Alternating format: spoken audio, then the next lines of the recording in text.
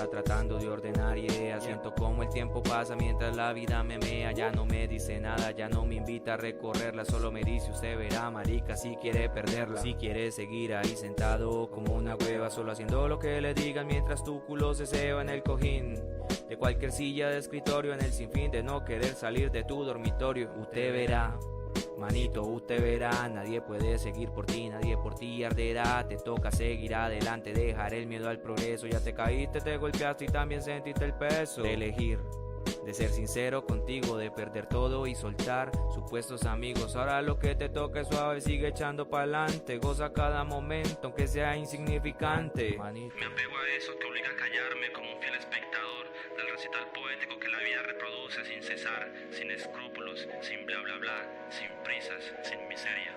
Un poco de agua salada para sazonar la desdicha. Aunque el mundo sea espantoso, no me va a dar un infarto. El dolor piensa que me gana y no he jugado todas mis fichas. Sé que la sonrisa brilla tras la tormenta del llanto. Correr, sudar, lo que sea amar. Tantas cosas por sentir con absurda intensidad. O si no, pa' qué existir, o si no, pa' qué luchar. Mi equilibrio está en sufrir y otras veces celebrar. Cada día trae su afanes donde me abrumo. Si alguna droga me calma, tráiganla que me la fumo. Antes de juzgar mi estado, revisa tu estado puro y nótate en la suciedad de sociedad de consumo. Escribo letras, susurrantes del etéreo. Si miras mis ojos bien verás que no soy un misterio. El testimonio de mi alma me salva del cautiverio. La vida me dio la música para suavizar el tedio. Jamás había perdido una batalla. Lo que nunca imaginó es que la batalla final era contra él mismo. Ya no creo en pretensiones, ni hay ilusiones, aunque difícil ahora hay que mirar los corazones, las pasiones. Detrás de la verdad amarga esa que te abre las puertas y de dolores te carga. Pero escudriñando, buscando y dándole vueltas verás un toque de amor debajo de una rueda suelta con una nota que dice encárgate de tus mierdas, pero sigue caminando para que el proceso no se pierda. Me libero de mis propias controversias, esas voces mentales entre mi ego y mi conciencia, conciencias exactas, mi esencia no evidencia su efigie. El amor vive en una tierra sin guerras que nos aflige. Y si llego a lo más bajo es para atravesar el techo, con el impulso del salto desde abajo a lo más alto. Aquí mi pecho se ensancha porque la vida es un hecho cuyo amor está deshecho y yo reclamo con mi canto. Escribir para escritores es joderte la vida. Escribir para artistas es contar con muy pocos. Escribir para el pueblo es volverte monótono. Escribe para ti y que te lean los otros.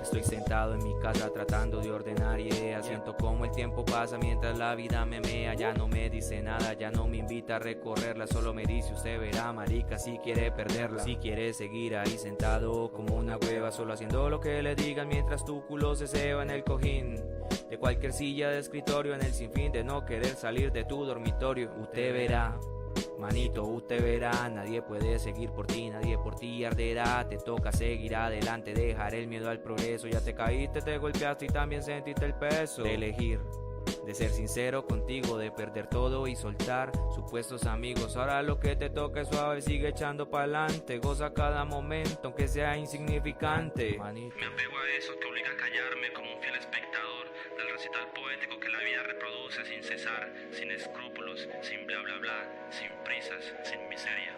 Un poco de agua salada para sazonar la desdicha. Aunque el mundo sea espantoso, no me va a dar un infarto. El dolor piensa que me gana y no he jugado todas mis fichas. Sé que la sonrisa brilla tras la tormenta del llanto. Correr, sudar, lo que sea amar. Tantas cosas por sentir con absurda intensidad. O si no, pa' qué existir, o si no.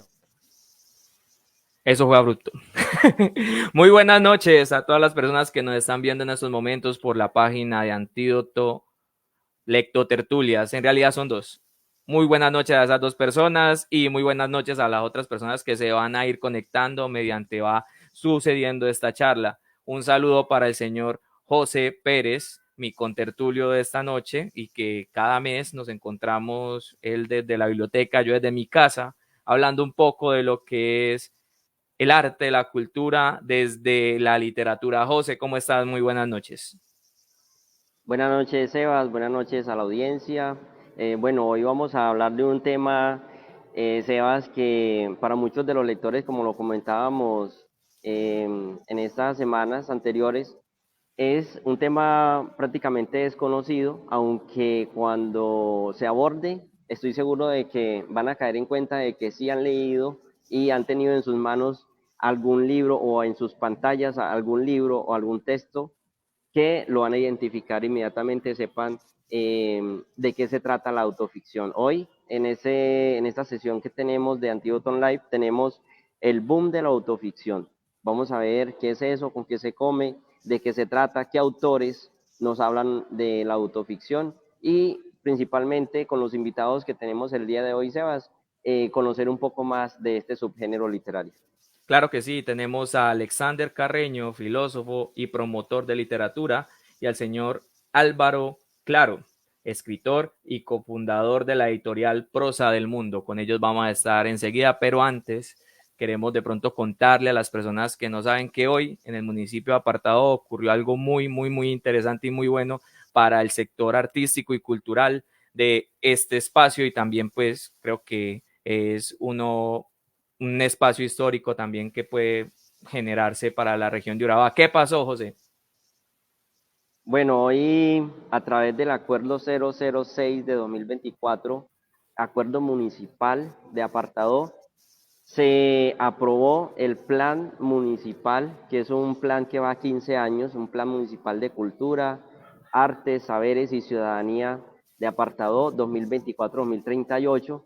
Es un acuerdo que va a sostener sobre 6 líneas estratégicas el desarrollo cultural del municipio por los próximos 15 años. Obviamente, pues todas estas políticas públicas que se aprueban a nivel local son sujetas a modificaciones, a agregarles actualizaciones en años venideros, pero lo importante, Sebas, aquí y audiencia, es que esto es una lucha que se ha dado hace muchos años para poder tener un plan. Ya habíamos tenido un plan municipal de cultura en el municipio de Apartado, hacía ya décadas que se había vencido. Ahorita estábamos todavía pendientes de presentar este proyecto. Este año finalmente se hace la actualización y ajustes con todo el tema de las líneas estratégicas, el tema presupuestal, el tema de unas nuevas adiciones en contexto local que se desarrollaron y se agregaron allí y se presentó al Consejo. Afortunadamente todo fue un éxito, fueron 17 votos de 17 que son en total en el Consejo Municipal. Así que estamos muy contentos. Hoy recorrimos las calles, hicimos una algarabía, una bulla con el director Henry Palacios, que es el director del Instituto Municipal de Cultura y Ciudadanía, y todo el equipo, tanto el equipo técnico, el equipo de formadores, el equipo administrativo, algunos concejales que también nos acompañaron en un recorrido por el comercio y por el sector cultural del municipio. Así que hoy estamos de fiesta en el sector cultural. Claro que sí, pues continuemos con esta fiesta haciendo lo que nos gusta, arte, cultura, conversando sobre estos temas de interés para nosotros desde la literatura y para otras personas pues que van a entender qué es eso de la autoficción, eso con qué se come, y por eso entonces vamos a poner en pantalla a los dos compañeros que nos van a hablar del tema. Alexander Carreño, que repito, es filósofo y promotor de lectura, y a Álvaro Claro, escritor y cofundador de la editorial Prosa del Mundo. Muy buenas noches desde Bogotá, están ellos, nosotros desde Urabá. Un saludo gigante, ¿cómo están? Buenas noches, ¿cómo van? ¿Qué más, Sebas, José? Bien, todo muy bien acá, prestos para desenmarañar ese tema de la autoficción. Claro que sí, bueno, ya creo que Alexander conoce un poco la dinámica, y pues lo primero es de pronto responder esa pregunta filosófica que siempre nos agobia cada vez que estamos en una entrevista, y es ¿quiénes somos? Para que pues la gente sepa un poquito más de las personas con las que estamos hablando. Ya Alexander pues sabe él no se demora más de 20 minutos describiéndose. O sea, no voy a dejar de hacer tantas presentaciones. Pero queremos escuchar un poco a Álvaro, que pues es una persona que apenas estamos conociendo, que todavía no tenemos mucho en el radar, entonces pues sería muy bueno que él iniciáramos pues con esa pequeña presentación. Les voy a ayudar ahí para que Álvaro se vaya presentando. Álvaro, cuénteles ahí un pedacito usted. Bueno, José, Sebas, buenas noches nuevamente para todos los que nos escuchan y nos escucharán. Tremenda pregunta, pero afortunadamente para mí tuve una referencia, un recuerdo de Estanislao Zuleta, que puede ser una puerta de entrada también al tema de la autoficción, y una frase que me aprendí de memoria desde la universidad, y es, comillas, somos el resultado inadvertido de los demás, cierro comillas. Esta frase, si mal no estoy, está dentro del elogio a la dificultad. Entonces, a la pregunta yo me voy con Estanislao, y de una u otra manera no soy más que lo que he tratado de dar a conocer a los demás, y sobre todo también lo que los demás han hecho con eso que les he dado. Creería yo por el momento, como para abrir también pues la conversación sobre qué es lo que somos y desde dónde escribimos, que me voy a ir por la línea que abrió José sobre qué es esto para las personas, sobre todo que no escriben, o como decía la canción que sonaba tras bambalinas o antes de estar en el aire, de qué jodido escribir para escritores o hablar para escritores. Entonces yo me iría, o esperaría que me vaya en esta conversación por esa, digamos, clave pedagógica de cómo hablar de algo que nadie conoce, que uno otro no conoce, y que de una u otra manera a partir de una conversación se puede quedar con unas ideas, con unas referencias, con unas invitaciones, con unas nuevas inquietudes. Claro que sí. Bueno, ya con eso como que conocimos. Alexander está poniendo algo en pantalla. Sí, es una página de Facebook y es un colectivo. La otra, eso. Acá, sí, contanos un poquito de Prosa del Mundo. ¿Qué es Prosa del Mundo y para qué sirve Prosa del Mundo? Bueno, pues también tengo que hacer el agradecimiento por darle un espacio al proyecto Prosa del Mundo. Prosa del Mundo existe hace unos 8 años de manera itinerante. Digamos, nace como un proyecto de educación desescolarizada, un proyecto de enseñanza y aprendizaje fuera de la institución o de lo formal, digámoslo así, que se realizaba en casas de amigos, de amigas, que nos prestaban su espacio para reunirnos con profesores, profesoras, artistas, escritores, escritoras, para sobre todo hacer preguntas, buscar respuestas en torno a la cultura escrita, entendida esta como las prácticas de lectura, escritura y oralidad, por unos motivos básicamente laborales, y es que la fundadora de Prosa del Mundo como proyecto, Paola Roa, pues ha trabajado hace ya bastantes años en torno a la cultura escrita con diferentes instituciones estatales, no estatales, y hace 3 años, en plena pandemia, digamos que la misma necesidad de escapar a esta virtualidad hizo que Prosa del Mundo alquilara un salón, un espacio vacío, un espacio en blanco, como dirían los catalanes. Otro proyecto muy bonito que se llama Espacio en Blanco, en donde pues compramos unas mesas, unas sillas, hicimos unas cuantas llamadas a profesores y profesoras, creamos una programación de 2 meses con cursos de 4, 5, 6, 7, 8 sesiones en torno a lo que ya mencioné, en torno a la pedagogía, a la filosofía, a la literatura y a la cultura escrita, la lectura, la escritura y la oralidad. Al día de hoy, pues, Prosa del Mundo, además de ser este proyecto, se volvió una librería. Inesperadamente, como que el ambiente que generaban los cursos, al final del curso, pues las asistentes preguntaban, bueno, ¿y dónde está el libro que acabamos de leer durante 5 sesiones? Entonces nosotros muy capitalistamente decidimos vender libros, no mentira. Pero sí tiene que ver con una librería que nace al revés. Normalmente las librerías nacen con una intención comercial, y posteriormente a esa intención comercial encuentran o buscan en las programaciones culturales una forma de sustento y de llamar la atención. El caso de Prosa del Mundo puede ser incluso anormal, porque como dije ya, es un proyecto de mucho tiempo atrás, o bastantes años atrás, de educación desescolarizada, de formación política, y es justamente como ese grupo que se va formando alrededor de estos encuentros los que hace necesaria pues la existencia o la disponibilidad de unos libros a la venta. Entonces más o menos va por allí. Al día de hoy estamos súper envidiados con la editorial. Al día de hoy la editorial Prosa del Mundo, además de ser librería, proyecto educativo desescolarizado, tiene una editorial con 12 títulos, pues de los cuales ojalá hablemos ahorita un poquito, sobre todo las líneas de la editorial de los 12 títulos, más que título a título.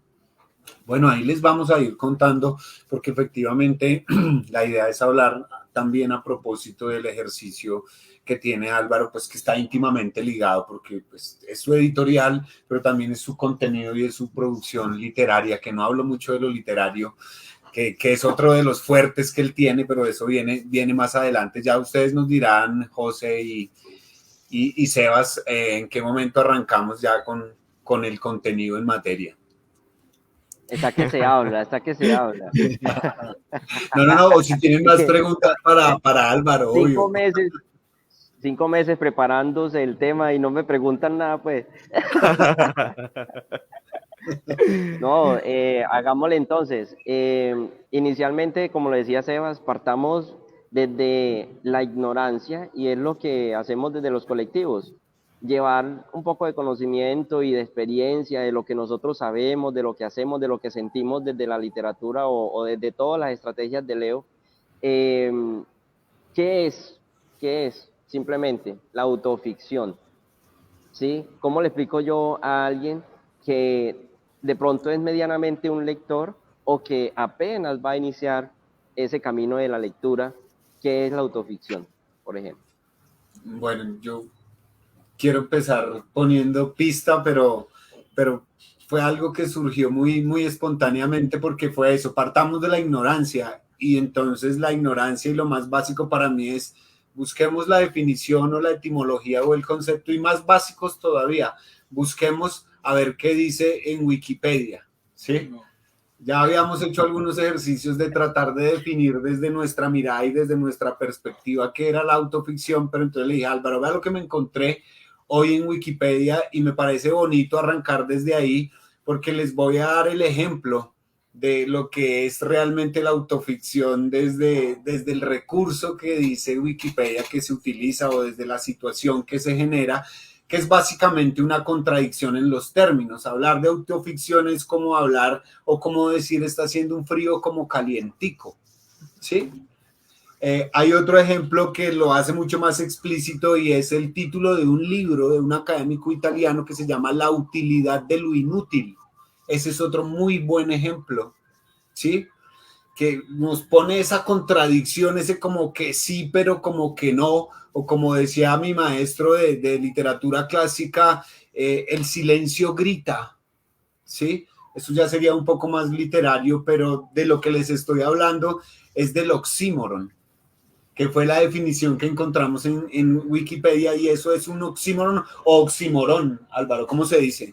Yo creo que sobre todo en nuestra lengua con herencia latina, aunque el latín era sobre todo grave, igual que el nuestro, pero suena más lindo oxímoron. Oxímoron. Tal vez porque soy santanderiano, ya ponemos el acento al final, mano, entonces las esdrújulas creo que no son muy comunes en nuestra lengua, oxímoron. Cuesta hasta trabajo su pronunciación. Entonces, sí. entre grave o esdrújula me quedo con la grave. Sí. Bueno, ahí dice como lo básico, que es un neologismo del 77, pero a mí lo que más me gustó es esto del pacto oximorónico o oximorónico, ¿sí? O contradictorio, asociando dos tipos de narraciones opuestas. Entonces, eso fue lo que me llamó la atención, porque en ese tratar de definir lo que daba uno como que queda uno dando vueltas en círculo. Entonces creo que la mejor manera de hablar de la autoficción es esto del pacto oximorónico, que lo hace también Nuncio Ordine en ese mismo libro de la utilidad de lo inútil, y en su primer párrafo lo primero que entra a decir, esto es un oxímoron, esto es una contradicción en los términos. Pero entonces ahora desentrañemos eso, porque la autoficción es una contradicción en los términos. Aquí hay una aproximación, pero pues bueno, la suya. Yo me monto en el bus de José, insisto en la pregunta, creo que para desenmarañarlo, como lo dice Alex, la pregunta tiene que ir dirigida o que nos pueda ayudar, y es, vamos a pensar que vamos a escribir desde cero. ¿cuáles son esas fuentes de la escritura? Sin duda alguna, pues cuando hablamos de autoficción, estamos hablando de una ficción que se muerde la cola, digámoslo así mismo, pero que de una u otra manera está hablando de mí. Pero al ser ficción no quiere decir que esa ficción que yo creo, me parece a mí, hable de mí. Que la ficción provenga o nazca de mí es una cosa, pero que esa ficción que yo creo hable de mí es otra, porque hablaríamos tal vez de otro subgénero, que sería el texto autobiográfico. Tal vez en lo autobiográfico, en lo que yo creo, sí voy a aparecer yo de una u otra manera. Pero cuando hablo de autoficción, yo creo que es simplemente poner por sentado que toda ficción, toda creación proviene de uno mismo, por más pretensiones objetivas que tienen, por ejemplo, otros géneros como el periodístico, el argumentativo, todo este debate, pero sea objetivo. Y también están todas estas propuestas, y es que la objetividad no existe, puesto que todo es, o todo parte desde un yo que mira y que trata de dejar de ver desde un yo y de hablar, no sé, de un nosotros, desde un tú, pero todo proviene de un yo. Entonces, la pregunta, insisto, como en clave pedagógica, lo que dijo José, podríamos, para desenmarañar la cosa de la autoficción, es cuáles son las fuentes de la escritura, desde dónde escribe cada uno, porque sin duda alguna es casi que inconsciente que todos a la hora de estar frente a la hoja en blanco, pues vamos a hablar de nosotros. O sea, es normal que aparezca el recuerdo de la infancia, el desamor, el recuerdo de la abuelita, mi casa de la infancia. Estoy hablando de mí mismo. Digamos, la fuente, el punto de partida, pero que lo que yo creo esté expresa y entrañable e inevitablemente relacionado con mi yo, ahí es donde creo que se abre la brecha. O sea, yo puedo hablar desde un yo, pero lo que voy a crear no soy yo. Dejo de ser yo ahí. Antes de seguir avanzando, voy a poner otra imagen y voy a leer para seguir construyendo esta respuesta. Y aquí vamos a jugar incluso con las sensaciones. Vamos a ver cómo nos va. Y es esto, que quiero que primero les cuente ustedes a los que nos están escuchando en este momento en la transmisión, de dónde es y de dónde viene esto, sin leerlo todavía, que eso lo va a hacer yo. Bueno, pues esto que están viendo allí es una especie de biografía. Esto lo encuentran en un libro, pues ahorita lo mencionamos y algo, que es una biografía en la que supuestamente me estoy presentando yo. Pero este libro se publica por primera vez hace 4 años con el sello La Imprenta Comunera de Cali. Y bueno, aquí hacer también un reconocimiento que de ahí proviene también la escritura de fuentes externas. Yo me voy a quedar en la clave de cuáles son las fuentes de escribir. El uno mismo, ¿y qué me sirve? No sé, el dolor de mi expareja cuando hay cosas terribles pasando en el mundo. Esa pregunta nos la hicimos con Fabián, el editor de La Imprenta Comunera de Cali, una imprenta, digamos, de corte anarquista, con énfasis de difusión de ideas sácratas. Y la pregunta era, ¿aguanta hacer un libro que se refiera al punk, pero que no sea personal, que no nos venga a contar la gira de ira de Medellín por Bucaramanga, que de una u otra manera se saliera de los nombres propios, desde lo que citaba y desde la persona que lo iba a escribir o desde la voz narrativa? Entonces era como buscar, ahí pues ahorita ojalá hablemos también de los heterónimos, cómo desde lo que yo vi de una u otra manera en conciertos de punk, escuchando punk, pues habían cosas que no me pertenecían, sino que eran de todos. Entonces ahí surge la pregunta, si eso le pertenece a todos, ¿por qué poner su nombre? ¿Por qué decir esto lo firma Álvaro Claro? Entonces con la imprenta comunera empezamos a hacer esta discusión, esta reflexión sobre, ¿vamos a contar su biografía en el punk, Álvaro, o vamos a hablar del punk? Es diferente. Bueno, vamos a hablar de cómo conoció usted el punk, cuando fumó por primera vez un porro, cuando le partieron por primera vez la jeta en un pogo, cuando por primera vez estuvo en la UPJ, en un CAI, o vamos a hablar del punk. Bueno, yo le voy a decir aquí, vea, el siguiente ejercicio, porque Ros Stúa podría llamarse Álvaro Claro, ser profesor de literatura y vivir en Bogotá en estos momentos.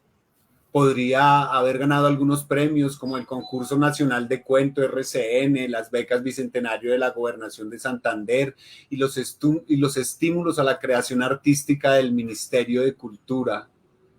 Podría haber publicado 4 libros como Si el Pun ha muerto, Nosotros somos la venganza, Ausencias, Enjambre y La peste y otras muertes.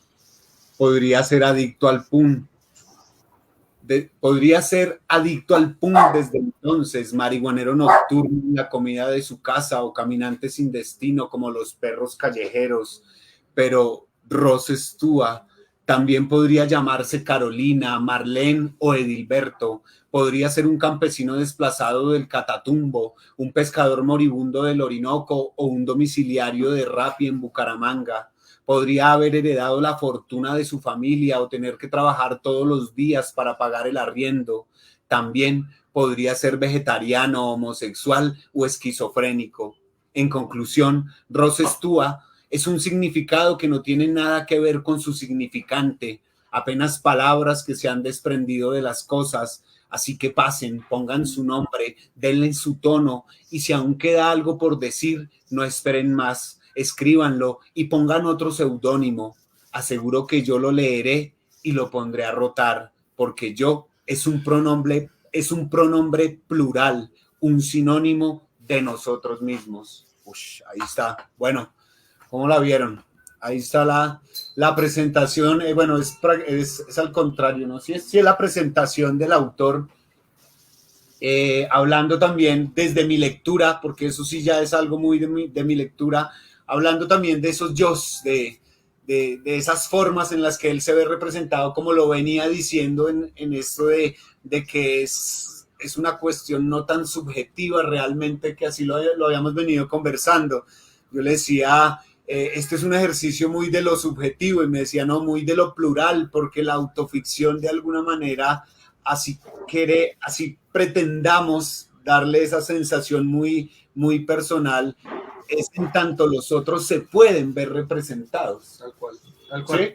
Voy a agregar algo ahí cortico por si ahorita también lo podemos ahondar un poquito más, que tiene que ver cuando un yo escribe en un contexto, refiriéndome a contexto como a una época de un espacio. Es imposible que entonces todo es autoficcional si partimos, porque toda obra surge en un espacio, en un tiempo. Pero eso no quiere decir que ese espacio, un tiempo en el cual el escritor escribió, sea su espacio y su tiempo, ¿sí me hago entender? O sea, puede que el autor estuviera viviendo otro espacio, otro tiempo, él como persona, o la autora como persona, como mujer, estuviera en otro espacio, un tiempo, pero su obra, de una u otra manera, sí está relacionada, por no decir que enmarcada en unos espacios y en unos tiempos. Y eso también, si nos ponemos puristas, podríamos decir que todo es autoficción, pero también alguien podría decir, entonces todo es autobiográfico, entonces yo ya no leo nada y más bien me pongo a hablar desde lo que me pasó a mí, desde cómo yo veo, desde cómo yo pienso, desde cómo yo siento. Y creo que es la pregunta, insisto, lo que dijo José, en clave pedagógica, ¿cuáles son esas fuentes de la escritura, sobre todo de los escritores nobles y escritoras nobles? No sé, yo creo que en mi caso hay una gran tendencia por escribir por cosas que no tienen nada que ver con mi biografía. Me encanta ponerme a averiguar, a leer biografías sobre esas personas sobre las que quiero escribir, ser sapo, chismoso, preguntar la vida de otros, de otras, más que en la ficción aparezca parte de mi biografía. No sé si me hago entender, no es cayendo en lo anecdótico hablar desde mí, pero sí estoy hablando desde mí, de una u otra manera, de las apuestas de dejar de ser yo, si se quiere. Aquí, pues, yo veo algo chévere y pues choca con la forma en la que yo aprendí a leer y aprendí a leer a los autores, porque pues de alguna manera yo lo llevo a lo psicológico, ¿cierto? Y es pues a partir del texto leer un poco al autor, por qué escribió lo que escribió. Por ejemplo, pues alguna profesora alguna vez cuando estábamos leyendo el tema La Metamorfosis de Kafka, nos decía, él estaba, cuando Kafka escribió La Metamorfosis, estaba muy enfermo y estaba encerrado. Entonces, pues a partir de ahí él se inspira y crea a este hombre cucaracha y a partir de ahí pues genera pues muchas cosas hablando de alguna manera desde el ser. Yo lo que veo como desde la autoficción es como un muro que pone de pronto el autor para no ser tan que para que no lo lean a él, para que no le lean el ser, sino pues lo que quiere decir. No sé si de pronto la voy captando o estoy más enredado Yo me de quiero lo ir normal. de osado también como tratando de darle otro matiz a esa interpretación y es un texto que estoy seguro que tanto Álvaro como ustedes ya lo tienen en el radar porque lo hemos leído y es la definición de artista de Félix de Azúa, del Diccionario de las Artes. Cuando yo me aventuraba de esos cursos de creación literaria, me gustaba siempre iniciar todos los cursos, todos los semestres leyendo la definición de artista, porque lo primero para mí era saber cuál era la condición de la persona que yo tenía adelante, es decir, ¿usted se considera un artista? ¿Usted como escritor, cómo se concibe o cómo se proyecta? Era como un ejercicio primero de filtro. Si usted no se considera como artista, no me sirve. ¿Sí? Pero no, de una manera muy sutil. Aquí lo estoy, pero sí era una forma de alguna manera de decirles, mire, porque es importante que usted se identifique, porque si usted se identifica con la figura del artista, tiene que entender esto. Y ahí es cuando Félix de Azúa pone ese ejemplo tan duro y tan bonito al mismo tiempo de los trenes en los campos de concentración alemanes y de los oteadores. Entonces, ahí vuelve uno y se hace una triquiñuela y le mete ahí la combita y usted dice, claro, porque el oteador es la figura clásica del orador, del narrador, del que cuenta historias, que es la condición natural a los seres humanos, ¿sí? Pero que finalmente quienes se destacan y entre esos los grandes escritores se destacan porque se vuelven unos maestros en el arte de contar y en el arte de narrar. Y lo que dice Félix de Azúa es que habían muchos tipos de oteadores, esos que eran muy ceñidos a la realidad, ¿sí? Que todo lo describían muy justo a lo que estaban viendo, esos que estaban muy sujetos a su condición frente a lo que estaban viendo y entonces su traducción del mundo real era a través de sus sentimientos, es decir, que sus oraciones estaban cargadas de juicios, ¿sí? Y de interpretaciones subjetivas. Y decía, pero estaba ese otro oteador que era el que realmente sí encontraba ese tono que lograba encontrar ese equilibrio y ese era el que todos preferían porque no era ni muy ni tan, sino era aquel que le daba a usted esa posibilidad de entender que si existía este mundo en el que ellos estaban de muerte entre los vagones, afuera había otro, es decir, que había otra posibilidad de otro universo. Ni era muy fantasioso, ni era muy desconsolador, era una posibilidad de pensar que allá había algo diferente a eso que estaban viviendo. Y ahí se mete con una cosa que es supremamente hermosa y es, ojo, tenga cuidado, porque es que esta idea que nos han metido del escritor o del artista como el que se ensimisma y solo en su autonomía y en su cuarto y en su montaña o como sea en su ostracismo construye y ese es el mejor, no. Lo que dice él es como el oteador, es el que logra encontrar ese tono y esa voz que permite esa comunicación con todo el mundo. Claro, es que ¿sí? Pasar de la primera persona del singular, del yo, hablándolo en términos así bien ñoños, a la tercera persona a hacer el cambio del yo sufro a decir se sufre, ahí, aunque parezca una cosa netamente sintagmática, me hiciste pensar en eso, Alex, como el sufrimiento es de todos, solamente que cada uno lo va a decir desde su punto de vista y también tener en cuenta, me hacías pensar lo siguiente, si esta idea que afortunadamente me parece a mí que también no es sostenible, de que el arte proviene pues del ensimismamiento del que lo pretende hacer, entonces Dostoyevsky nunca hubiera podido escribir Crimen y Castigo porque él nunca mató a una abuelita, aparentemente. Uh-huh. Jesús Zárate Moreno no hubiese podido escribir La Cárcel, Premio Internacional de Novela de Planeta, porque él nunca estuvo preso. Y así podríamos irnos por centenar de ejemplos, y es, no, pues si todo viene de mi autoficción, entonces yo voy a tener que seguir hablando de mi abuelita. Entonces ahí volvemos a lo mismo. Yo sufro, no se sufre, el sufrimiento es de todos los seres humanos. Solo que a veces pensamos que nuestro dolor es el más importante, que nuestro amor es el más bello del mundo y resulta que no, nosotros hacemos parte de una cosa que no es autoficcionada, me parece. Y fíjese que para volver al ejemplo que pone Sebas, que está muy bueno de Kafka, yo diría que no necesariamente Kafka estaba así, en esa condición, pero tuvo tuvo la genialidad de leer a una cantidad de gente de su generación y de su tiempo que sí se sentía así y logró construir esa imagen y esa figura que por eso es Kafka hoy en día. Y otra cosa que yo le diría a Sebas también para aclarar un poco ese escenario y como dice Álvaro, para ponerlo en un tono un poco más ñoño, que eso ayuda a desentrañar muchas discusiones, incluso éticas y morales del trabajo del escritor, y es entender que una cosa es la idea, otra cosa es el autor, otra cosa es el escritor y otra cosa es el narrador.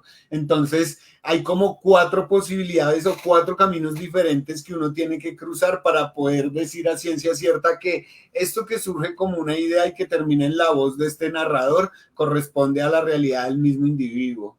Tal cual. Para ponerlo así. Ahí, por ejemplo, Alex, eso que decís me hace recordar un poco, y volviendo a la palabra como tal, descomponiéndola, por ejemplo, auto, ¿sí? Ficción. Entonces, por un lado está el auto, que quiere decir de mi autobiografía, de mi vida, de lo que yo he sufrido, he padecido, o lo feliz que he sido, porque mi autobiografía es la realidad, ¿sí? Pero entonces se le une ficción, que ya nos vamos entonces a otro género, que es la novela, por ejemplo, y cómo se unen esas dos, o sea, se compone una palabra de 2 géneros y que dan como producto una biografía, pero con elementos novelescos, ¿sí? Que es como lo que, hacia donde va este subgénero. No es del todo real, pero tampoco es del todo fantástico o del todo novelesco. Entonces tiene esos 2 elementos que lo que dice Alex ahorita me hace recordar, porque en algunos fragmentos que había leído, el mismo autor se encarga de que el lector se fije de que lo que él está diciendo sobre él mismo es fantástico, ¿sí? O es irreal, no con exageraciones, sino que es tan sutil la forma de hacerlo que identifica el lector de que ese autor está tratando de decir o está tratando de poner en otras palabras algo que él le pasó, pero que no lo quiere contar tal cual, sino que quiere ponerle allí como un toque novelesco a su historia, pero sigue siendo su historia, su autobiografía de cierta manera.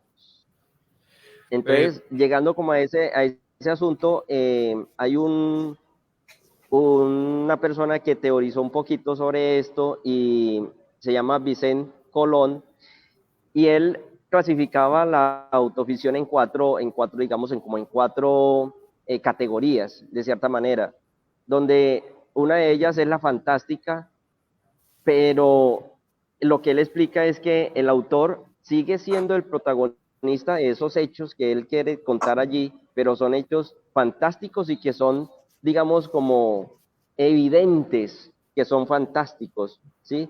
Porque al momento de leerlo, se nota, el lector sabe que es algo irreal, es algo que él quiere como meterle como el picante ahí a la historia, a su historia, aunque esté hablando de él mismo.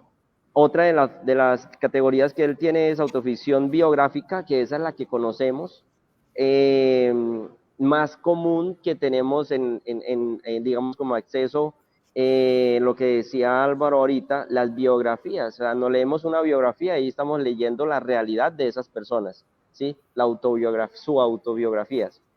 Y por otro lado, la autoficción especular y la autoficción intrusiva, donde él ya entonces empieza a jugar con los personajes que incluye allí y que entra el papel del narrador que vos estabas diciendo, Alex, a jugar un papel de, digamos, como de relacionarse un poco más con el lector, contándole cosas que él no quiere contar por su propia voz, sino que pone a un narrador dentro de su propia historia a que lo cuente, o a otros personajes. Entonces, hacia allá, digamos que queremos que ustedes nos muestren qué autores, por ejemplo, han hecho este tipo de ejercicios para nosotros como lectores identificarlo, porque como decía al principio, yo sé que muchos han tenido en sus manos un libro de autoficción y no lo sabían, ¿sí? Sí. Han leído un autor que ha puesto autoficción, pero no lo sabían, como muchas otras cosas que teóricamente no las identificamos, pero que en la práctica lo realizamos todo el tiempo. Bueno, y antes de que hable Alex, que está que se habla, ha hecho así como 2 veces. No, Nada, Paloma. no, pues, o sea, bueno, dale, y yo ya, que se me vaya la paloma a mí, más fácil que me vaya la paloma a mí que a vos, dale. No, es que estaba pensando en lo que dice José primero en términos de, a veces es difícil, sobre todo para los que no estamos cercanos a las bibliotecas, diferenciar entre la ficción y la realidad. O sea, ya es una categoría mucho más por encima de los géneros y de los autores. Yo le comentaba a Santiago la vez pasada cuando vi el título de la serie de este mes de autoficción, de la película más extraño que la ficción, que es una película que me gusta mucho, que tiene unos personajes y una trama bien interesante, porque es un tipo que se levanta, uno está viendo la escena normal con la voz en off, el narrador en off, pero cuando uno se da cuenta es que el man está escuchando al narrador en off, y el man empieza a preguntarse, pero ¿quién está narrando mi vida? Es una cosa bellísima. Entonces, es real, a veces incluso diferenciar entre lo documental y la misma ficción. Por eso hacemos inducciones a la biblioteca, José, para empezar a la gente a darle un poco más de claridad frente a qué es, pero no obstante sigue siendo muy difícil. Y ya tratando de responder a su pregunta, yo voy a hablar de 3 libros que me generaron esa sensación, que pueden estar en diferente clasificación dentro de esas 4 categorías, pero pensaba en La Virgen de los Sicarios. Ese fue un libro que a mí me dejó así como, venga, él está hablando de él, no está hablando de él, si es de él, las locaciones, la película. Ese para mí puede ser un muy buen ejemplo de esa sensación que uno no sabe como, hey, parce, ¿y esto para dónde va? Y otra cosa, bueno, ya muy fijo a un género, a una categoría, con la novela histórica, con La Malinche de Laura Esquivel. También para mí fue muy difícil desligar toda esa narración que está en un lenguaje literario muy, muy interesante, muy bonito, pero que lo que decía José, o sea, me tocaba ir a corroborar con la información verídica, a ver si eso había pasado o no. Y el otro es el de Agosto de Rubén Fonseca, el brasilero, que cuenta toda la historia de la Casa Rosada y el asesinato de Getulio Vargas en el 77, que es un acontecimiento político transversal a muchos países en Latinoamérica. Lo mismo, me deja esa sensación de no saber hasta dónde uno va con la realidad, con la ficción. No sé hasta qué punto en cada una. Auto, creo que la que más tiene auto sería la de La Virgen de los Sicarios, y no me acuerdo La Malinche en qué está narrada, pero en últimas pensaba también que es muy difícil, y quizás lo más bonito de este género, de estas cosas que lo ponen a uno a pensar, porque es lo que más lo atrapa a uno, porque uno no sabe. A mí me ha pasado, y se lo decía la vez pasada, estábamos hablando de Elisa Mujica, y yo no sabía si lo que yo estaba contando era un cuento o era real. O sea, hay momentos en los que a uno ya se le desdibuja y no importa, como que me quedo con esta versión que es la más bonita, y la autoficciono también un poco. Ahí hablábamos de muchas formas de autoficcionar, y hablábamos que ya está de la Constitución como un documento autoficcionado. Eso nos metimos en Honduras, pero bueno, esos son mis ejemplos. Sebastián, a riesgo de que ya la paloma no tenga regreso. ¿Todavía la ves? Sí, ya, todavía la tengo acá. No, básicamente. Bueno, no, el pues, cortico. dale. Sí me parece muy chévere lo que acaba de decir Alexander, porque tampoco me parece a mí que estas conversaciones como que tengan como objetivo definir si ficción o realidad, si bien incluso en la poética, una definición pues digamos fundacional de la ficción en la poética es un espejo de la realidad que no tiene relación con la realidad, es decir, que no hay una retroalimentación entre ficción y realidad. Eso lo encontramos pues en la poética de quien quiera que lo haya escrito, pero pues que nosotros llamamos Sócrates también, ¿no? Y también podemos ver quién escribió eso, ¿no? Sin embargo, con el transcurso, por ejemplo, en la filosofía del lenguaje del siglo XVIII con John Searle, y posteriormente en qué es la literatura de Sartre, se plantea primero que todo la desmitificación de la realidad como un terreno definido. Es decir, la realidad no existe, la realidad es un constructo de ficciones que vamos tejiendo, y que nadie está a propósito en la ficción ni en la realidad, sino que nuestra vida transcurre en un entrar y salir a veces imperceptible de la una y de la otra esfera. De allí pues que por eso creo yo que cuando hablamos de autoficción, no sé si con esto retomo lo primero que dije, pero tal vez esa sea mi intención, y es que todo puede ser una autoficción porque no existe la autorrealidad. todo es una autoficción porque no existe la autorrealidad. Un ejemplo así, digamos, de los fundacionales es definirnos a nosotros mismos y preguntarle a otro o a otra cómo nos define, y vamos a ver que hay un abismo totalmente insalvable en muchos casos, a veces muy cercanos, pero nomás en la imagen que tenemos de nosotros mismos no somos más que una ficción o un resultado inadvertido de los demás, como dijo Stanislao. Vuelvo también a mis orígenes. Ni siquiera nosotros somos reales. Porque usted frente al espejo, Alexander, es usted frente al espejo, pero usted frente al espejo, yo viéndolo, es Alexander frente al espejo y es otra cosa. Y usted sin el espejo es otra cosa para mí, si me hago entender, no sé si, digamos, jale la pita ya muy largo, pero pues también de eso se trata, ¿no? Sí, bueno, dos cosas. La primera es que pues ya cuando hablan con los términos y las cosas que están diciendo, me acuerdo de una serie que me vi hace poquito que se llama Bebé Reno, que bueno, pues estuvo muy ligada pues a los primeros puestos de Netflix estos días. Y empecé a mirar un poco pues de dónde nace, y resulta que el protagonista de la serie quiso hacer sentir a las personas que vieron la serie lo que él vivió, contando una historia que, si bien tiene cosas de la realidad, cambió muchas cosas de la historia, pero no cambió la esencia y el sentir que él tuvo que vivir en cuanto pues al tema del acoso que le brindaba a otra persona, y temas como personales. Pero él sí cuenta que él cambió muchas cosas, y el mero hecho de pronto de pasar una experiencia de vida a las cámaras, a una serie, ya creo que se autoficciona ahí mismo, porque pues estás cambiando los personajes, estás cambiándole los nombres, estás cambiándole de pronto pues las figuras que tienen, para que, si bien quieres contar una historia, no quieres de pronto tocar a esos personajes reales para evitarles X o Y fatigas. Y la pregunta es la siguiente: ¿qué tanto o qué importancia tiene la investigación en el tema de la autoficción? Y si yo puedo de pronto hacer un cuento al estilo freestyle, que solamente pues me agarre de una profesión y yo no sé nada de esa profesión, pero pues me invento que en esa profesión se hacen esto, y pues me autoficciono yo en una historia, en algo que no sé cómo funciona, pero pues le voy dando como unos reglamentos desde la ignorancia. No sé pues cómo trabaja de pronto la autoficción, si es muy necesaria la investigación. Yo quiero hacer una definición muy chiquita del intento de tratar de entender qué es la autoficción, que termina siendo como un juego de palabras, porque yo le decía, pueden ser dos frentes y a lo mejor se relacione con esta pregunta, y es cuando yo tomo elementos, ¿sí?, del lenguaje literario para narrar mi vida. Yo le decía, eso para mí puede ser una autoficción. O todo lo contrario, cuando yo creo una situación ficticia que decoro con situaciones de mi vida o cercanas a mi entorno, ¿sí?, para darle un sentido también.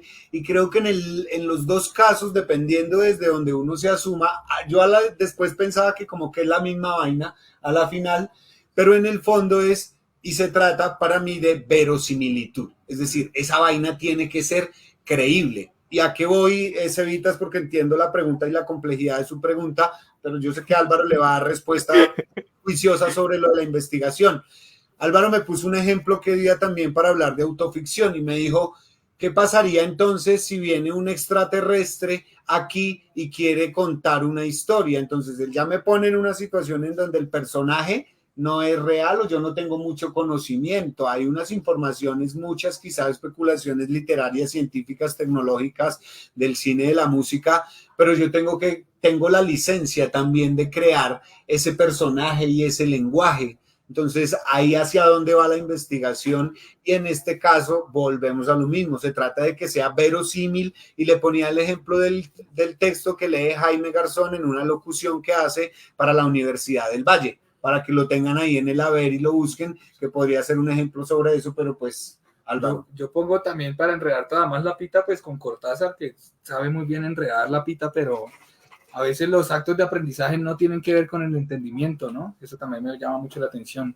Aprender no es entenderlo, a veces aprender es quedar todavía más anonadado y estupefacto ante la cuestión. Y hay un cuento de Julio Cortázar que se titula Está ahí, pero ¿dónde? ¿Cómo? Y es un cuento que tiene como 14 voces. Y es el narrador recordando a un amigo muerto. Y cuando él empieza a recordar al amigo muerto, la voz narradora se va, se vuelve primera, tercera, habla, se vuelve el muerto. Y una de las preguntas que se hace que nunca voy a olvidar es en un pasaje del cuento en el que se está recordando a este ser muerto cuando perdieron la virginidad. Y el narrador dice, y ahí fue cuando desfloramos a las chicas. Y después hay un paréntesis, dice, ¿por qué utilicé la palabra desfloramos? Para decir perder la virginidad. O sea, es la voz narrativa preguntándose cosas. Y todo el cuento es, yo estoy recordando a mi amigo, pero me estoy acordando de otro muerto. ¿Cuál es el recuerdo que yo tengo? Y por eso el cuento se titula Está ahí, pero ¿dónde? ¿Cómo? ¿Dónde está el recuerdo de lo que supuestamente esta voz narrativa, de dónde está el muerto del cual la voz narrativa nos quiere hablar? Porque a la misma voz narrativa el muerto deja de tener nombre propio, se le vuelven muchos muertos, se le empieza a tener muchos recuerdos sobre el muerto. Uh-huh. Y a veces aparece la voz, ahí sí también como la planteó José, la voz de un escritor que pues sabemos que firma como Cortázar, hacerse preguntas de los verbos que pone en las voces narrativas. ¿Por qué esta voz narrativa utilizó el verbo desflorar para decir perder la virginidad? Pero ahí, ¿quién está hablando? Esas son las preguntas de la autoficción. O sea, el mismo Cortázar se hace preguntas de él con sus voces narrativas que uno diría, son él, pero pues, no son él. Se las vamos a enredar más ya entrados en gastos, porque confunde y vencerás, dice el dicho. Si bien, no pues, hay muchos escritores en la historia de la literatura y del periodismo que se han destacado por ciertas cosas. A Gabriel García Márquez se le atribuyen dos noticias, una de una manifestación del Chocó, como el Chocó 8 días sin agua, y una de Caracas sin agua y otra sobre el Chocó. Gabriel García Márquez tenía que ir hasta Quibdó en esa época, estamos hablando primera mitad del siglo XX, y para llegar tenía que viajar como una semana por tierra. Bueno, era una vaina. El man llega porque le habían botado la chiva de un paro y llega y no hay nada. El man convoca un poco de gente, la aglutina, les toma fotos y escribe una nota de prensa que se llama El Chocó de Quibdó, yo no sé qué, cuántos días sin agua. Uh-huh. Y lo mismo que pasó, que no había agua en Venezuela y que la gente tenía que afeitarse con jugo de durazno. Uh-huh. Todo eso pasó como noticia verdadera. Aquí en Bogotá tenemos un ejemplo también de un cronista judicial que se llamaba Jiménez, que se inventaba los personajes, ¿sí?, de la calle. Y entonces, como era lo que decía la prensa, era lo oficial, era la realidad, todo el mundo le tenía miedo a una cantidad de personajes que solo estaban en la cabeza de Jiménez y en las notas de prensa que él hacía. La pregunta de Jiménez y García Márquez, ¿se autoficcionaron? Yo creo que ahí a la pregunta de Sebastián, ya para también devolverle, yo creo que hay que investigar mucho. Yo sí creo que la investigación, más allá de esos textos, pues para eso también existen los diarios, ¿no? Donde voy a hablar de mí, con yo. Claro. Pero a la hora de escribir, pues también hay que, no sé, te lo mencioné con esto, o sea, me parece, de fina coquetería esos textos literarios, creativos, que de una u otra manera hacen ver que es un texto con datos, con esos, vuelvo a lo mismo también, como que haga una referencia a un hecho en términos históricos, es decir, como un fenómeno que se dio comprobado por todos, eso no quiere decir que deje de ser ficción. O sea, a mí me encantan ese tipo de obras que de una u otra manera tienen un asidero con algo que yo ya incluso tengo en mi inconsciente colectivo. Si bien, bueno, hay otros géneros como la ciencia ficción que son nuevas lógicas, yo creo que la investigación le da, y vuelvo a la clave pedagógica, como promover o uno practicar ya de manera autónoma, subjetiva, esa escritura a partir de otra cosa. Me parece que se nota en los textos, me parece que eso se nota sobremanera a cuando uno lee un texto literario ficcional porque hay muchas ficciones, ese es otro tema que quisiera proponer ahí, la política es una ficción, el amor es una ficción, pero en la ficción literaria sí me parece que esas ficciones literarias que tienen un proceso de investigación, entendí investigación como un trabajo de campo, con IAP si se quiere y tal, pero investigación como voy a hacer un texto sobre un personaje y sobre ese personaje hay 3 libros, pues me leo los 3 libros, ¿por qué no? A ver cómo pues lo que yo veo pues está cargado de otras voces, de otras claves, de otros trucos. A mí me parece que esa parte de la investigación, Sebastián, se nota. Yo no sé si sea bueno o malo, porque ahí sí estoy hablando de mi subjetividad, de mi autoficción, me encantan. Pero no sé si eso el lector desprevenido incluso lo nota. Es como, no sé, incluso lo que hace Juan Gabriel Vázquez con el ruido de las cosas al caer. No sabe que es ficción, pero hay unos referentes que te enganchan de una vez. Esto del Palacio de Justicia. Este man no me creó un nuevo Palacio de Justicia. Me está hablando del mismo Palacio de Justicia que yo veo todos los días o cada vez que voy a la Plaza de Bolívar.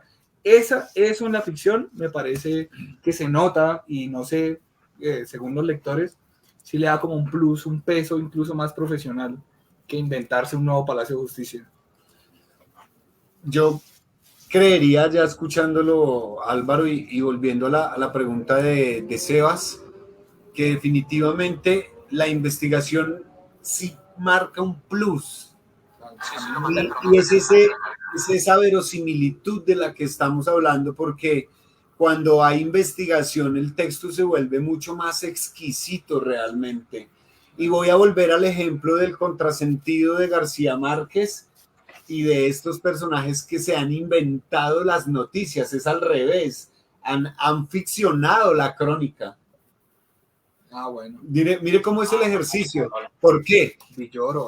Entonces, coge 2 ejemplos desde la literatura. Estaba Gabriel García Márquez escribiendo un cuento en donde decía que era martes 18 de marzo del año yo no sé qué, y la luna estaba... ¿Cómo estaba la luna?, se preguntó el man. El man fue y buscó un calendario del año para saber específicamente esa fecha, ese día, ese momento que él estaba citando, cuál era la luna verdadera que estaba ahí arriba en el cielo. Eso es lo que llama uno un detalle de fina coquetería, ¿sí? Otro ejemplo, y voy ahí a redondear un poco porque voy a entrar a las recomendaciones literarias con lo que usted dijo de que la ciencia ficción ya está fuera de juego porque es otra categoría, pero tiene que ver con estos que se inventaron las vainas. Esto fue algo que leí en la revista Arcadia, un artículo muy sabroso que se llama Mienten las mentiras, y descubrí profunda fascinación por estos timadores. Wow. Porque ¿Esa es la literatura? Claro, porque son unos cracks, porque lo que han hecho, cuando yo leí ese artículo quedé fascinado, tuve que por ahí rescaté la revista en estos días porque llegó el tema y empecé a hacer rastreo porque realmente es la historia de un periodista argentino que engañó a la crema innata del periodismo de su país, porque era tan crack con todo lo que había leído y con todo lo que sabía que se inventó prólogos de Eduardo Galeano, se inventó entrevistas con Álvaro Uribe, se inventó entrevistas con una cantidad de personajes y fue contratado por los periódicos más afamados de Buenos Aires. Y de eso les voy a poner acá ya ahorita en este momento las referencias que están aquí. El hombre que se convirtió en espejo y otras crónicas, así se llama. Fue la ganadora de un concurso que hizo esta universidad en México. Ahorita vuelve la imagen, ya la vamos a ver.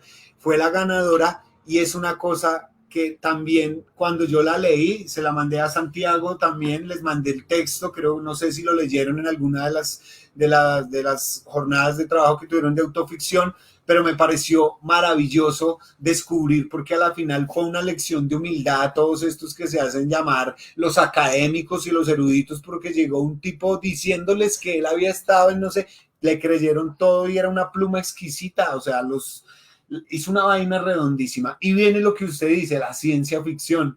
Este libro, que es antología que están viendo ahí, también encontré, a propósito del tema, el de Edmund Hamilton, que se llama Exilio, el cuento, que también lo pueden encontrar en internet seguramente.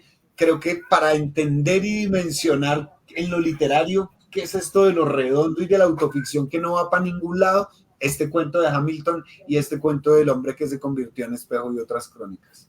Para no botársela tan fácil, sino para que vayan y se enreden mal la cabeza. Yo estaba pensando justamente que va H.G. Wells de una antología, cuando Orson Welles, por radio, sin avisar que era ficción, Ok. empezó a leer La guerra de los mundos. La gente salió a la calle a mirar el cielo, a correr. Entonces uno dice, ¿qué tiene más poder? Bueno, y en referentes, no, pues no sé, también más allá de la ficción, porque de ficción hay un texto que es una antología, nunca ganó el Nobel, menos mal, nunca escribió una novela, que es Ficciones de Borges. La forma de la espada, por ejemplo, que es dentro del mismo cuento uno se da cuenta que al final uno está viendo al narrador. Uno lleva, no sé si han leído La forma de la espada, es un texto de una venganza, y cuando uno se da cuenta que el verdugo es la víctima. O sea, dentro del mismo cuento hay una vuelta de tuerca que uno piensa que está escuchando al verdugo, cuando en el último párrafo Borges te demuestra que él no es el verdugo, él es la víctima. Ya, o sea, ya uno dice como, ¿a quién estoy escuchando? O sea, dentro del mismo cuento hay una autoficción de los personajes. La otra técnica muy clásica... El brujo postergado también entraría ahí. Ese es un cuento de Borges. De Borges, no lo el del infante Don Juan, la versión original es la del infante Don Juan Manuel, pero él en Historia Universal de la Infamia hace una versión que se llama El brujo postergado, que para mí es eso, o sea, es una fascinación total de descubrir uno al final quién es y si es unas vueltas de tuerca impresionantes. Yo creo que hay otra en la literatura que se volvió rusa y que le hicieron la metáfora, la estructura, que es la matrioshka. Son estos cuentos que tienen la estructura de yo iba en el tren y se me sentó al lado alguien, me contó la siguiente historia.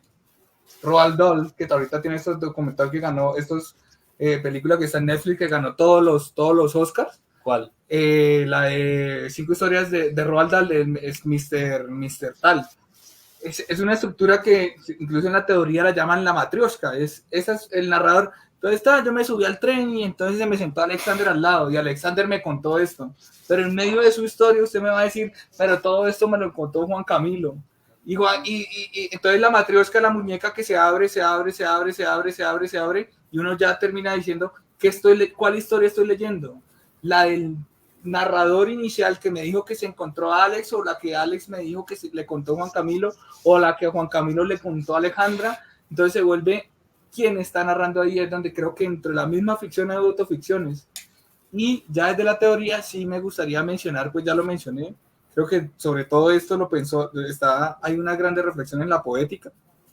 Desde ese texto, según la edición, es muy bello, pero también creo que uno de los textos más brutales, pues dicho por las reflexiones de Sartre en qué es la literatura, son una locura porque empieza a ser casi que una taxonomía de las diferentes ficciones, desde el existencialismo, empieza a explicar el amor, o sea, las ficciones son fenómenos, en el sentido en que son percibidos por los sentidos, y empieza a decir qué es lo que se percibe por los sentidos, todos son ficciones, nunca vamos a llegar al neúmeno, bueno, ya es un término más, otro, o sea, todo lo que vemos son expresiones superficiales, pero nunca vamos a llegar al fenómeno puro, lo que está detrás de lo que generan o lo que se interpreta a través de los sentidos, nunca vamos a llegar, nunca hemos llegado. Pues la filosofía lleva toda la vida tratando de llegar al neúmeno y nunca ha llegado. O sea, siempre son interpretaciones, ficciones. Y ese texto que se titula ¿Qué es la literatura de Sartre?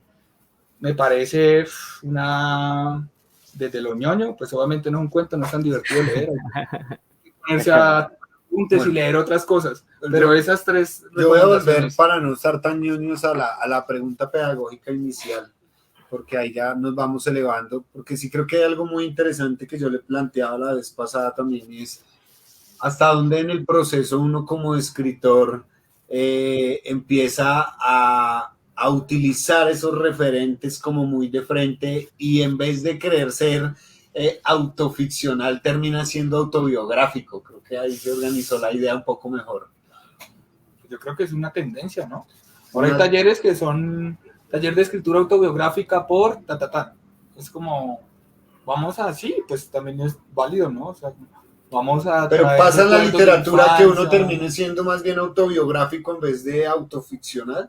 Pues yo creo que ese género de las biografías es muy potente, me parece. ¿Sí? A mí las biografías me parecen ya sean las biografías y las autobiografías, me parecen que son unas empresas de escritura complejísimas, porque eso sí es, o sea, un biógrafo no hace más sino investigar, volviendo al tema. Sí, total. No, como ejemplo de pronto a eso, no sé si Alex sí se lo alcanzó a leer, la obra de Albeiro Flores Villa, El perro negro, y ¿cómo se llama la otra, la que él le dedica a la esposa? José. Bueno, él tiene dos textos. Patricia. Entonces él, en El perro ¿Patricia negro, llama la esposa o el libro? la ex esposa que Las murió. dos, Entonces, las dos. entonces Él publica él un vive en libro que se llama apartado. Patricia, en Ajá. memoria a ella. Vive en apartado, ¿cierto? Y a partir de esas vivencias que tiene en apartado, pues empieza a haber un municipio en crecimiento.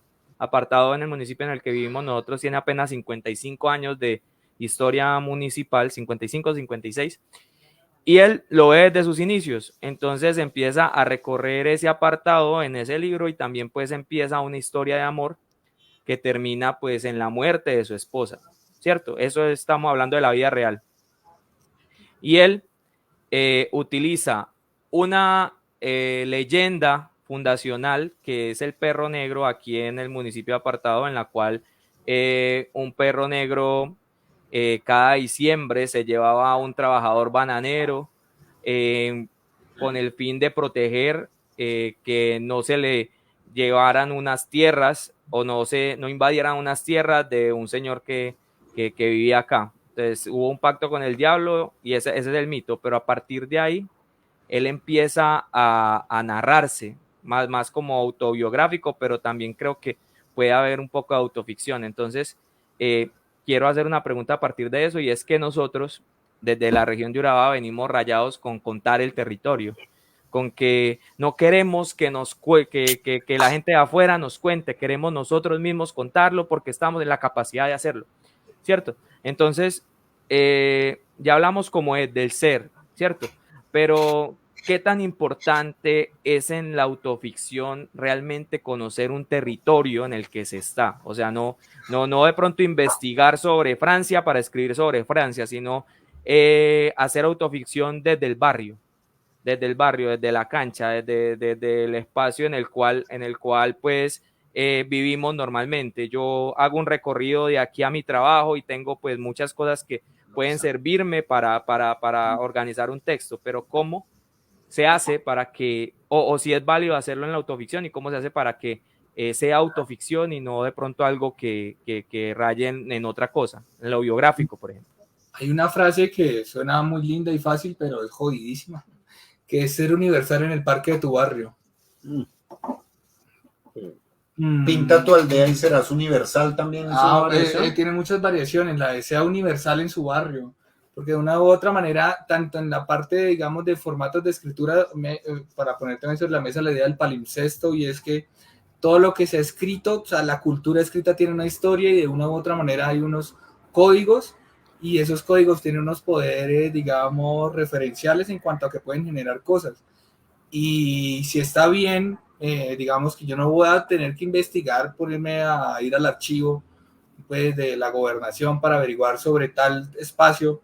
Lo digo porque yo también soy de territorio, yo soy santanderiano, nacido, criado, estudié en Bucaramanga. Y una de las, por ejemplo, esta es una de las cosas que pasa en Bucaramanga, y es, las capitales en Colombia tienen una novela. Cali tiene, todos sabemos cuál tiene Cali, todos sabemos cuál tiene Bogotá, todos sabemos cuál tiene Medellín. No, pero repítalas. Bueno, pues de Bogotá. ¿Qué tal yo tenga otra? Bueno, exacto, hay varias. Una de las preguntas es, yo siendo de territorio de una ciudad mediana pequeña, es Bucaramanga no tiene una novela. Bueno, Cali, La María. Bueno, yo pues estaba pensando en Bomba Camarada Humberto Valverde o Andrés Caicedo con Que Viva la Música. Bogotá. Desde la de Sobremesa de Silva. Bueno, yo estaba pensando en Opio en las Nubes. Opio en las Nubes, por ejemplo, eso. De Medellín, ¿cuál sería la de Medellín? ¿Cuál de Medellín? Yo tengo varios. Para un ejemplo de Rubén Vélez. Ahí, vea. Pero son, digamos, territorios. solo digo por la pregunta de Sebastián, que me parece brutal. Los territorios tienen una narrativa, una ficcionalidad, que las ciudades, los territorios tienen una cosa imaginaria y una cosa real, ¿no? Pero ¿qué es lo que es más importante en los territorios? A veces lo imaginario termina marcando más la territorialidad física, matérica, digámoslo, o sea, nada peor que una calle con un imaginario que ahí roban. Usted puede pasar por la calle 10 veces y no lo roban, pero si el imaginario dijo que ahí roban, usted puede pasar por ahí toda su vida y nunca lo van a robar, pero para usted en esa calle roban. Algo va a pasar en este pueblo de García Márquez. Entonces, esa es una pregunta que nos hacemos desde el territorio, Sebastián, y que me parece brutal. En Bucaramanga, Ricardo Abdalá lo trató de hacer con una novela llamada Noches de Quema. En Bucaramanga, Fabián Martínez con un libro de cuentos llamado Una ciudad llamada Bucaranada. En Bucaramanga creo que se acerca un poco la última novela de John Freddy Galindo, que llama Aviones que estrellan contra todo, que transcurre en Bucaramanga sin nunca nombrarla. Pero ¿cuál es esa obra que representa los territorios? Me parece un tema para un seminario ni el hijo. Perdón por la grosería. Pero es que me acordé de Bucaramanga y así hablamos allá, mano. Allá no hay groserías. Pero me sigue quedando la pregunta de... ¿Cuál es la novela de Apartado? Quería terminar con eso. ¿Cuál es el libro de cuentos de Apartado? El universal, siendo particular, ¿cuál es ese libro que los que habitan ese territorio dicen, este es el libro que habla de todos? No es la biografía de Pepinito, no es la biografía del parque, no es el libro que habla de todos, ya sea una novela, un libro de cuentos, un poemario. ¿Cuál es ese fucking libro que es autoficcional, que es una ficción grupal, por inventar acá expresión? Y mire que hay una cosa muy bonita también de este Mempo Giardinelli, el argentino, que dice que en una historia de la lectura, dice que cada uno de nosotros, y ustedes también me han escuchado decir esto mucho, tiene aproximadamente 1000 biografías en la literatura. ¿Eso qué quiere decir frente a la pregunta de la autoficción? Si el man dice que cada uno tiene 1000 autobiografías en la literatura. Total. No, con respecto al tema de Apartado de Urabá, creo que pues, y sería como en todos, hay varios libros que tratan como el territorio, el espacio, pero en distintos momentos. Todos, si estoy mal, pues José me corrige, tratan como eje común el tema de la violencia. El tema de la violencia que se vivió en el municipio, y pues a partir de ahí pues nos sentimos como más bien como identificados con eso. Ahorita se está generando pues otro tipo de escritura, han salido pues nuevos poetas que están mirando como inspiración de pronto la noche y la fiesta sin dejar de hablar del territorio, caso pues Santiago Moná, Mateo Santero, José Morelos, que a partir pues de sus experiencias, pero no generando una autobiografía, sino pues a partir de lo que piensan y de lo que sienten, pues están generando una suerte de autoficción, que pues no me atrevo a decirle todavía autoficción porque estamos como desde acá pues personalmente empezando como a conocer el término, pero sí es muy chévere como empezar a pensar eso. No me había hecho como la pregunta, ¿cuál es la novela que cuenta Urabá? ¿Cuál es la novela que nos identifica? Porque pues de pronto si no sabe Álvaro, pues en la región, bueno, estamos en Apartado, pero a veces mucha gente más que apartadoseño se siente urabaense, que Urabá se compone de 11 municipios en los cuales pues hay mucha diversidad. O sea, tenemos ríos, tenemos mares, tenemos partes planas, tenemos partes un poco más altas. Entonces, pues hay una combinación incluso de personas. O sea, aquí hay paisas, aquí hay costeños, aquí hay chocuanos, acá estaba Alexander, que es la cuota de Bogotá. Y acá en la cuota de Apartado. Sí, allá en la cuota de Apartado. Entonces, pues es muy interesante y es como, bueno, y voy a otra cosa. O sea, de hablar del libro de Urabá es tan difícil cuando acá no tenemos un plato típico que nos identifique como urabaenses. O sea, Julio Martín Jaramillo, que es un historiador de acá, está como en esa búsqueda y nos hemos sentado a hablar mucho rato sobre el plato típico, marico. O sea, Si no hay como un plato típico específico, ya como buscar esa literatura o ese libro que nos identifique es difícil, pero es muy interesante Pero como todo es para otro universal. Mira espacio. que uno de los ejemplos que se citan mucho de Opio en las nubes, por ejemplo, es cuando dice una ciudad con las esquinas curvas y en las que siempre suena de fondo una ambulancia.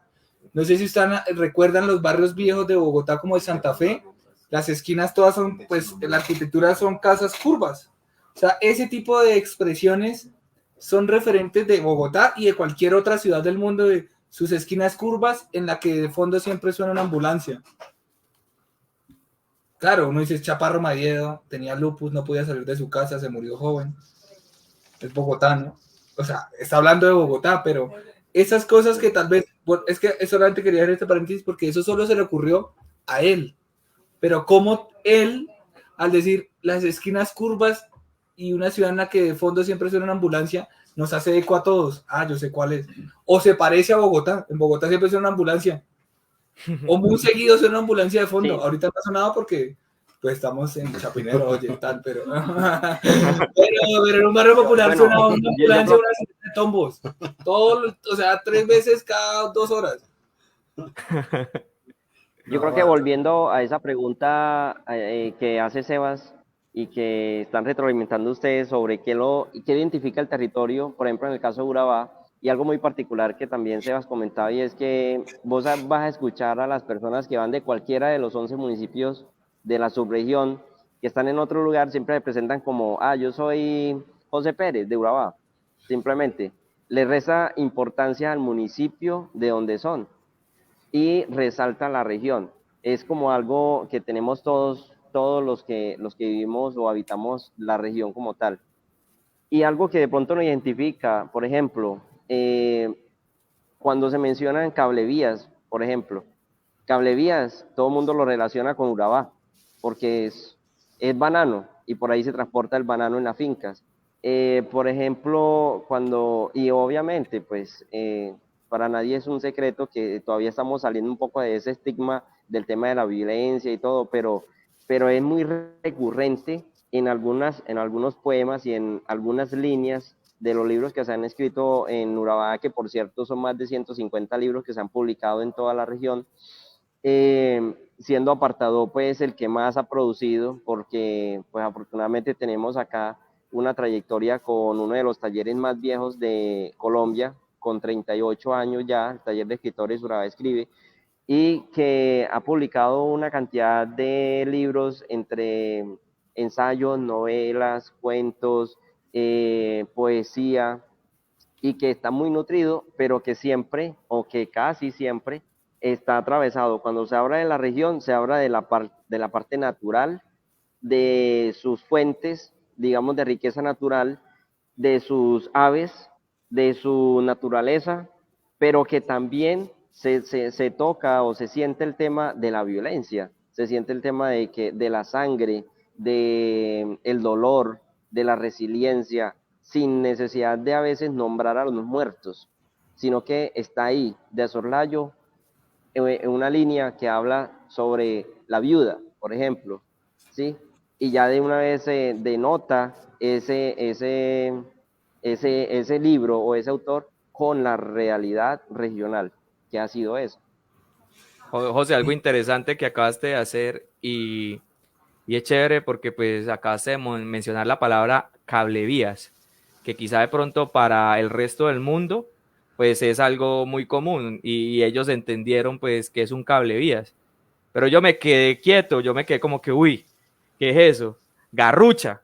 O sea, aquí pues la conocemos como garruchas, o sea, es muy chévere como de pronto pues la generalización es importante para afuera, pero también hay unas identidades en cuanto a ciertas palabras que nos hacen pues poder generar a partir del conocimiento del territorio, pues historias, en este caso puede ser como basadas en el tema de la autoficción. Yo quería agregar algo porque me vino a la cabeza el tema de la autoficción también como en esa función social y política que discutíamos hace unos días cuando hablábamos de la Constitución, ¿no? Que al principio nos reíamos un poco hablando de ese documento como es una ficción porque está allá, pero después decíamos qué importante que exista esa ficción porque esa es la invitación que tenemos a ir hacia algún lado. Decía Álvaro, me decía, es allá donde tenemos que ir, eso es lo que perseguimos como con lo literario. Y al final decíamos, por el simple hecho de narrarlo y de contarlo. Entonces ahora Sebas dice, ¿y cuál es ese tono que hay que darle a esas ficciones de nuestro territorio? Y daba un par de ejemplos de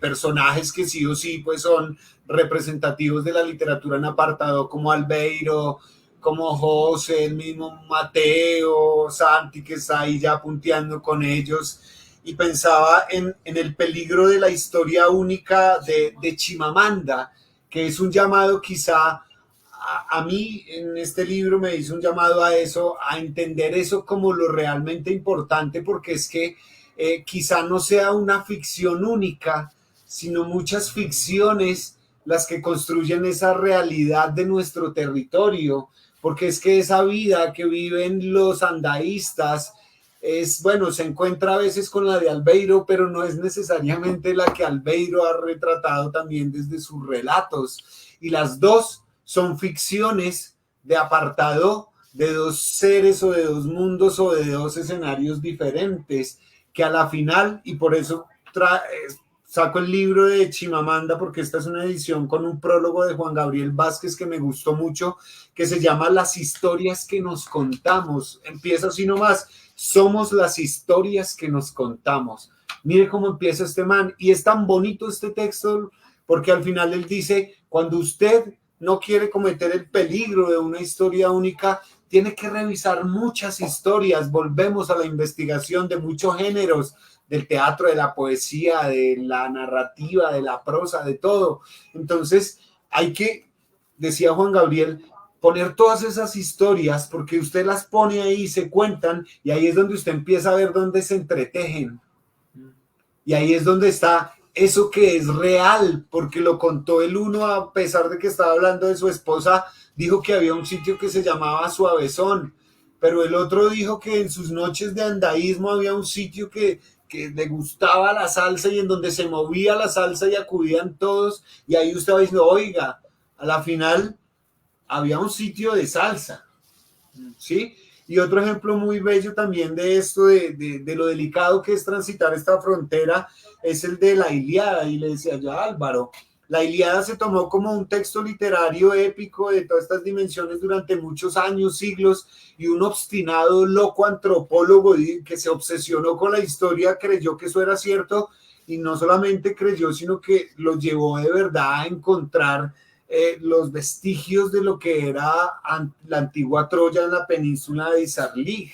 Entonces miren lo interesante de todos estos relatos y de darle validez y de pensarse ahorita es que sí que hay unos tonos, y evidentemente uno de los tonos que tiene apartado es el de la noche, y ahí de alguna forma se está retratando. Y cada uno, incluso pensaba también en los textos de Don Martín, los de él no son literarios, pero él también tiene un acervo también documental de una cantidad de historias, sí, y de cuentos y de relatos que hacen parte también de esa literatura y que hacen parte también de esa autoficción de apartado, porque es que pues es la autoficción de ellos, es como la vivió Don Martín, ¿sí?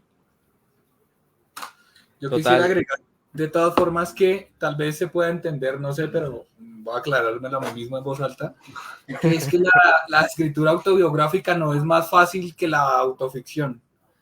Yo creo que incluso podríamos aventurarnos a decir que la literatura o la escritura autobiográfica, al tener por frente, digamos, enfrente como condición sine qua non el paso del tiempo, requiere de más tiempo.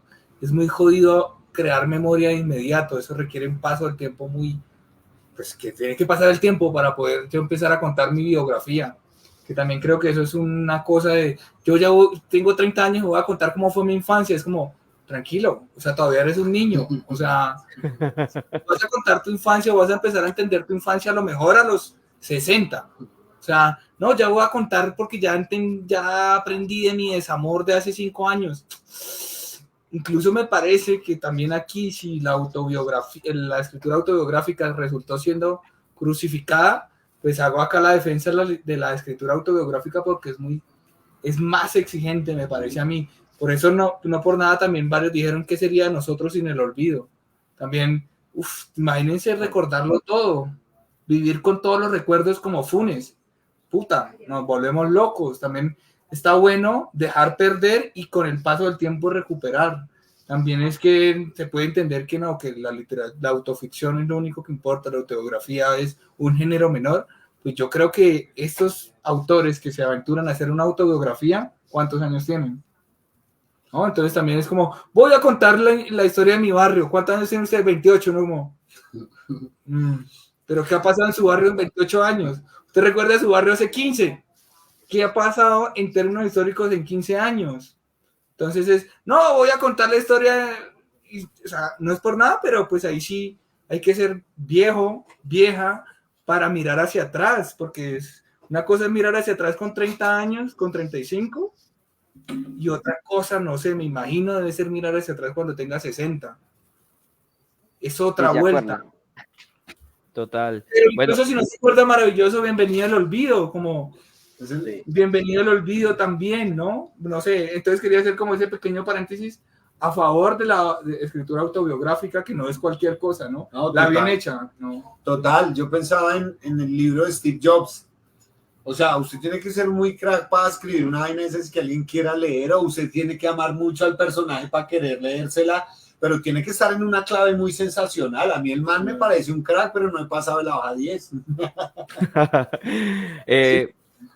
Y pensaba a propósito de la memoria, en una frase que también es muy bonita, que me ponía sobre la mesa hace muchos años un profesor, y era: tener buena memoria es olvidarse rápidamente de las cosas.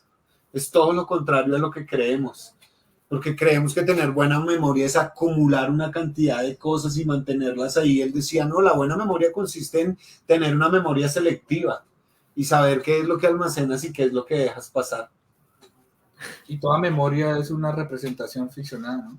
Y mire que ahí viene también frase, no existe, la de García Márquez a propósito de la autoficción y de la creación y de lo que se dice sobre el acto de escribir. No sé usted cómo lo maneja, pero volviendo al escenario de los cronistas, que es el que creo que convoca mucho este tema también, se habla de la agenda de notas, del tomar apuntes, y a mí me gustó algo maravilloso de Gabriel García Márquez en una de esas entrevistas que decía: yo no tomo apuntes. Sí, decía, cuando una idea es lo suficientemente buena y persistente, se mantiene. Ya.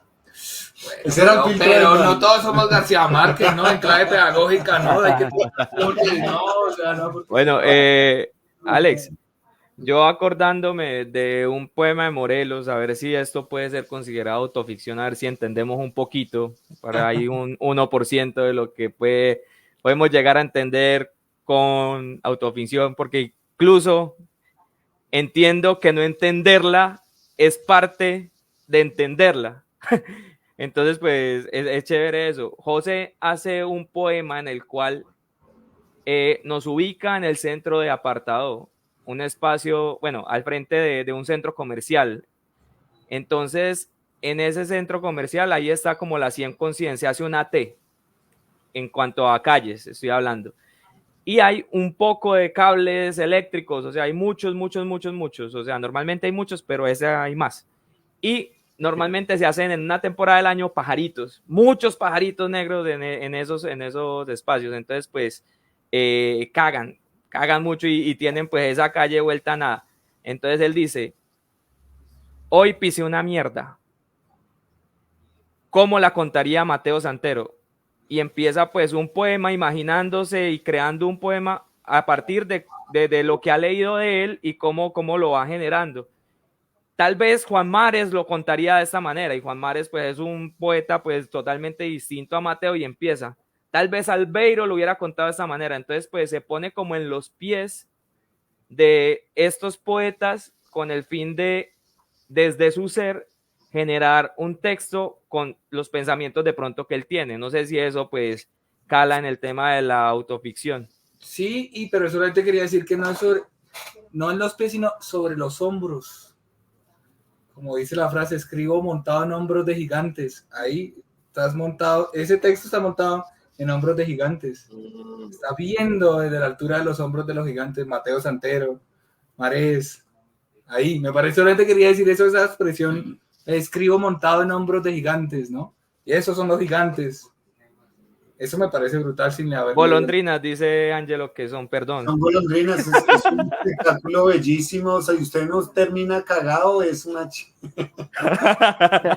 pero yo creo que a mí me gusta, yo creo que Morelos tiene una chispa creativa en la escritura y eso es bello, es jugársela por tratar de hacer unas voces.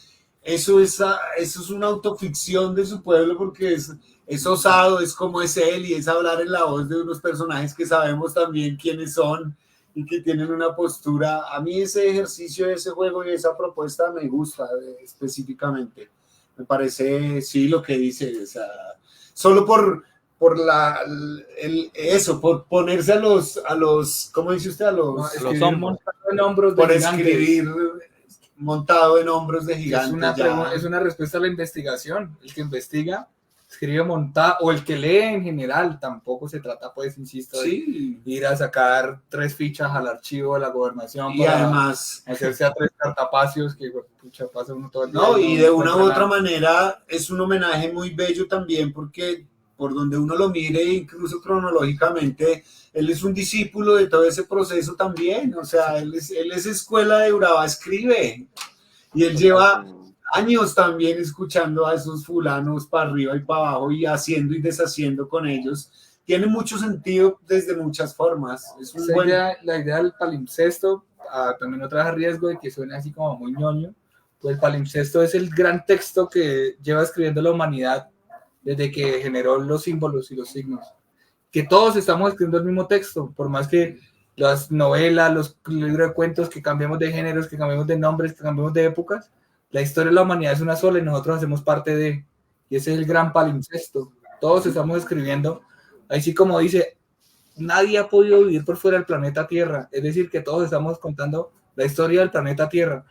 Nadie, ¿a dónde huyen? ¿A dónde huyen si nunca nadie se ha podido ir de acá? Este es el buen ejemplo de lo que se puede movilizar ahí también en esa escritura circular, de eso de cómo te sacas de acá, no puedes. O sea, si tú creas un mundo paralelo, una autoficción que ya uno dice, pues ese mundo se crea con los referentes que tienes de esta realidad porque no tienes otro. Claro. Que es lo que decía Álvaro de, tú te puedes autoficcionar inventándote una cantidad de vainas, pero por más que sea, tienen que entrar en una lógica. Fíjense que incluso la misma imagen de los extraterrestres es antropomorfa porque de alguna manera la tienen que conectar con nuestra forma de comunicación o de existencia. Sí, lo único que dicen así a tono ya de chiste es que cuando los extraterrestres vinieron al planeta Tierra, lo único que dijeron son una mierda, se cagan en el agua. Lo único que pudieron ver, ¿no? Bueno, José, vamos a ir cerrando porque después de 1 hora y media hay que dar refrigerio y Antídoto todavía no tiene mucha plata para eso. Ángelo todavía tenía lista la cuenta de cobro. Ni nos paga a nosotros. Un saludo para Ángelo. Pobre les paga, más bien. José, conclusiones. Muchachos, muy contentos con esta conversación.